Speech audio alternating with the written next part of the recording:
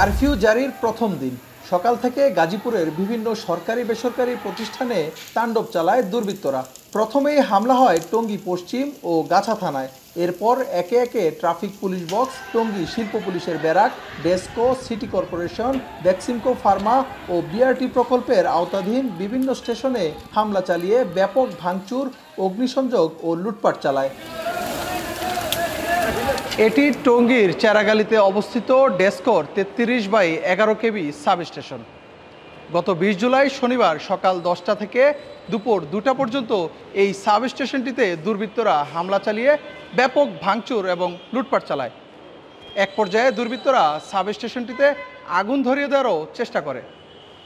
ডেসকো কর্তৃপক্ষ জানিয়েছেন, যদি সেদিন এই সাব স্টেশনটিতে আগুন দেওয়ার ঘটনা ঘটত তবে শুধুমাত্র এই সাব স্টেশনটি ক্ষতিগ্রস্ত হতো না, এর আশপাশের এলাকায়ও ব্যাপক ক্ষয়ক্ষতি হওয়ার সম্ভাবনা ছিল।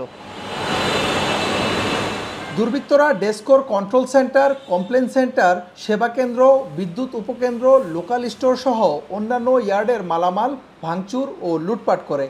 ডেসকোর গ্যারেজের ভেতর থেকে 12টি মোটরসাইকেল ও একটি সার্ভিস ট্রাক ভাঙচুর করে মহাসড়কে নিয়ে আগুন ধরিয়ে দেয়। 8 জন ঢুকে আমাকে শুধু ঠেলে বাইর করে দিবে, বাইর করে আমি কিন্তু কোনোভাবেই যাইতেছি না, এবং ওরা বারবার বলতেছে আপনি বের হন, আমরা এখান থেকে আগুন দিব। মালামালগুলো ম্যাক্সিমামে ওরা নিয়ে গেছে, আমাদের কমপ্লেনে যা ছিল সব নিয়ে গেছে। তারের রোল ছিল, এগুলা তারের রোল বের করে নিয়ে গেছে। তারপরে দস্যুরা এসে আমাদের ট্রান্সফরমারগুলোতে, বড় বড় 33 কেবি ট্রান্সফরমারগুলোতে আঘাত করতে চাইছিল।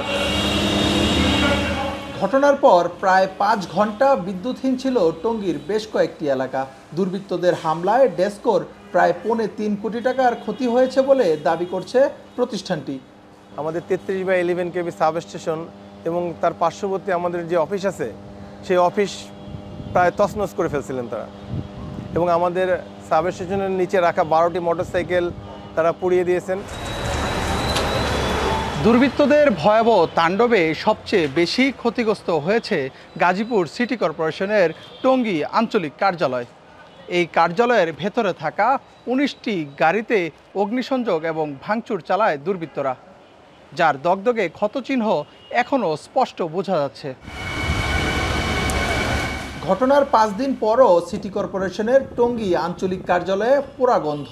সিটি কর্পোরেশনের তথ্য মতে আগুনে প্রাইভেট কার, ফগার মেশিন, বর্জ্য অপসারণের truck, pay loader, mini excavator সহ 19টি যানবাহন ক্ষতিগ্রস্ত হয়েছে।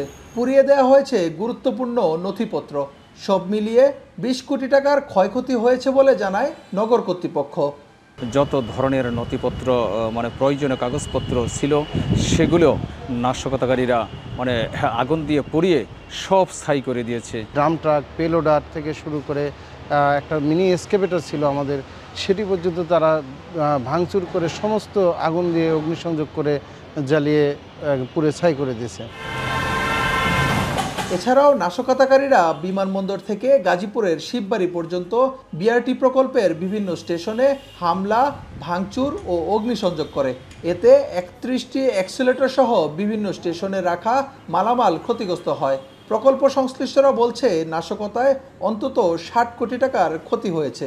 আমার অধিকাংশ জায়গায় এসকেলেটর নষ্ট হয়েছে, তো আমাদের মোট 31টা এসকেলেটর নষ্ট হয়েছে, বিবি অংশে 6টা আর রোডসের অংশে 25টা। এটা আমাদের সবচেয়ে বড় ক্ষতি। এসব ঘটনায় বিভিন্ন থানায় একাধিক মামলা হয়েছে।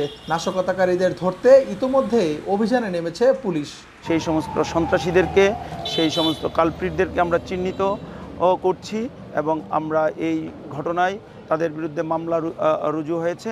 আমরা আসামিদেরকে শীঘ্রই গ্রেফতার করব, গ্রেফতার করে তাদেরকে আইনের আওতায় নিয়ে আসব। ইফতেখার রায়হান, এখন গাজীপুর।